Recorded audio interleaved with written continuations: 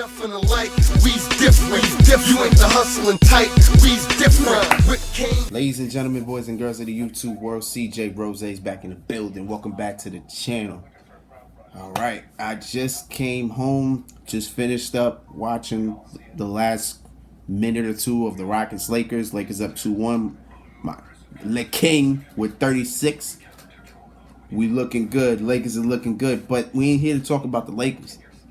We're here to talk about the one team that I thought was going to go to the finals this year.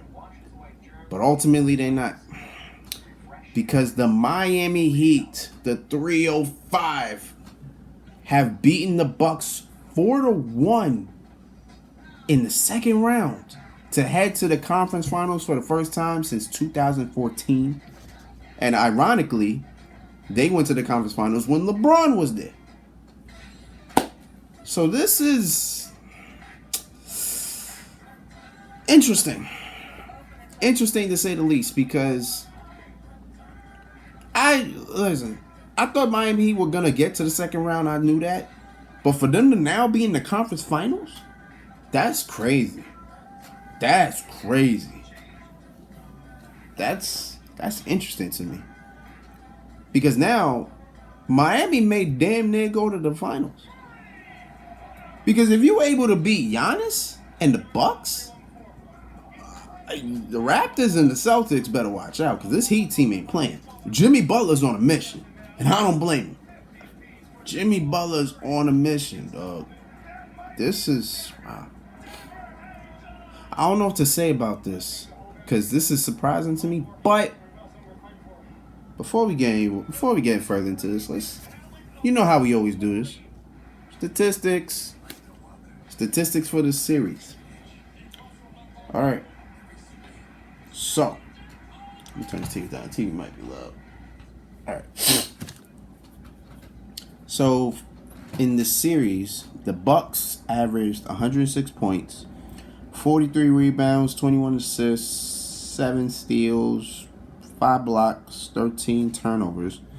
Shot 44% from the field, 33% from 3, 73% from the free throw line. Meanwhile, the Heat averaged 112 points a game, 44 rebounds, 25 assists, 7 steals, 4 blocks, 15 turnovers.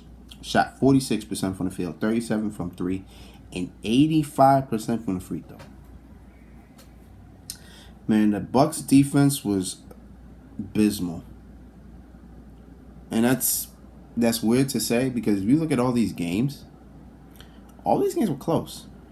Except game 1 was close. They won by only 11. But game 1, game 3, and game 5 were the most decisive. Well, you can't say game 5 was decisive because they only won by 9, but they won by more than a bucket. So either way, this was decisive. But I need to talk to Giannis. I need to talk to Giannis right now. Because Giannis, you top 5 in the league right now. You top 5. People have called you the best player in the league. You know, some said LeBron, some say Kawhi, but you make an argument. You are the reigning MVP right now. And sadly enough, because of what you did for the season, you will be a back-to-back MVP. The first to do it since Steph in 2015, 2016. You'll be the first to do it. And congratulations to you. Congratulations to you in every way possible. The problem is, though, I don't think you deserve it.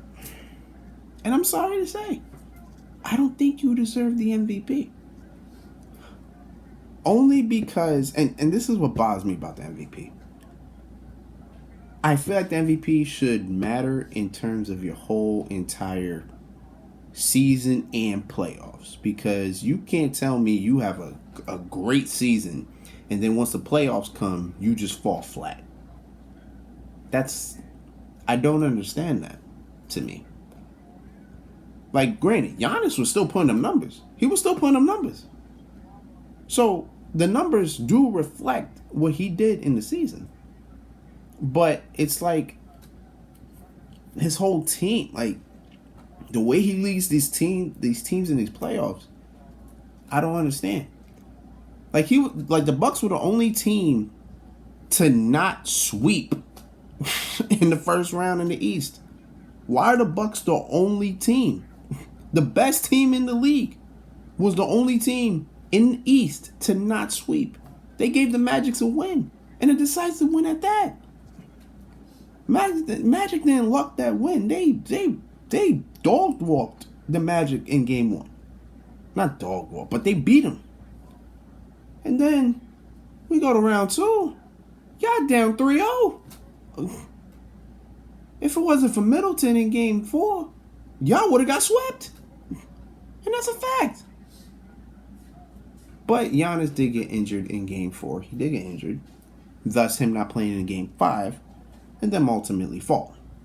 So I guess that's a little bit of a takeaway. But I just don't understand. Like, it's like Giannis is taking the right steps to get to where he needs to be.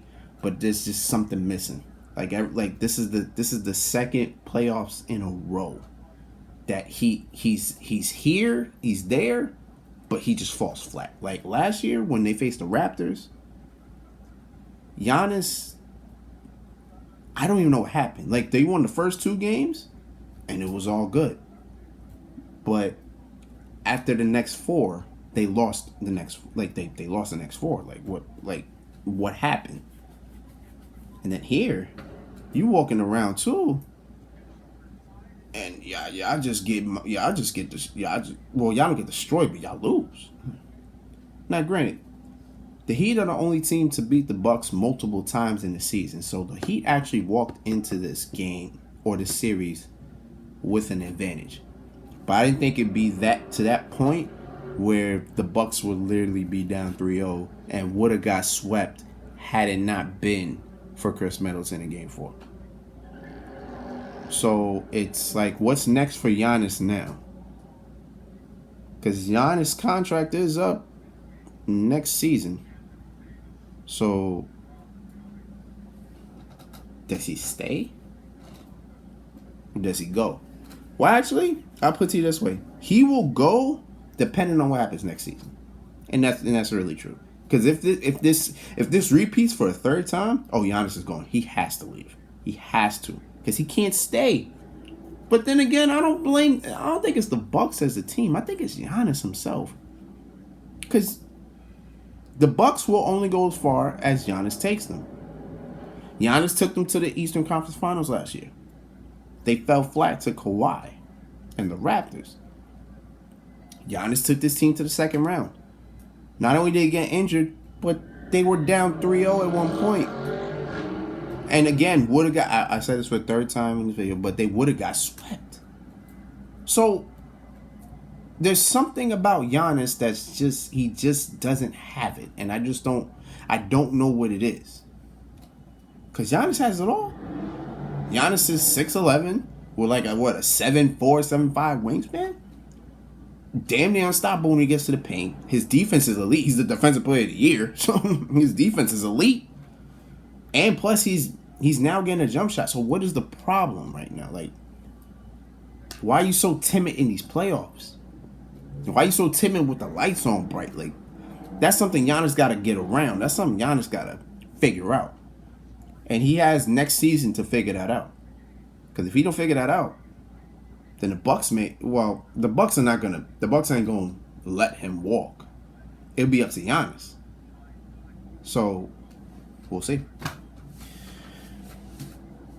But we talked enough about the Bucks. Let's talk about the Heat. Again, the Heat make it to the conference finals for the first time since 2014. And they'll take on either the Raptors or the Celtics. What's a better match for them? If the Raptors somehow get out this series against the Celtics, then the Heat definitely are going to the finals. Because the way the Raptors are looking shaky. They're looking very shaky. But we're going to find out tomorrow what they do. for Game 6. If they win Game 6 and take it to Game 7, then we'll see what happens. But right now, I got the Celtics winning this series and going to face the Heat. And that would be a cool... The history between the Heat and the Celtics. Whew. We talking LeBron, the Big Three versus the Big Three? Oh, that's going to be interesting. LeBron versus the Big Three? Oh, man. The Heat and Celtics got history. That's going to be an interesting series. Ooh, Jimmy Butler versus Jason Tatum. Oh, my God. Ooh, ooh, ooh, ooh. Ooh, that's going to be a series. Can't wait for that. We'll find out what happens tomorrow. If I'm gonna be right here tomorrow talking about how the Celtics won. We'll figure that out. But right now the Heat are in the conference finals. They're waiting for their opponents. Damn Giannis. But it is what it is, man. Until next time, it's been Rose, man. Thanks for watching. Thank you for all the love and support. As always, like, comment, subscribe, do what you gotta do. Until next time, peace, love, 100. Yeah.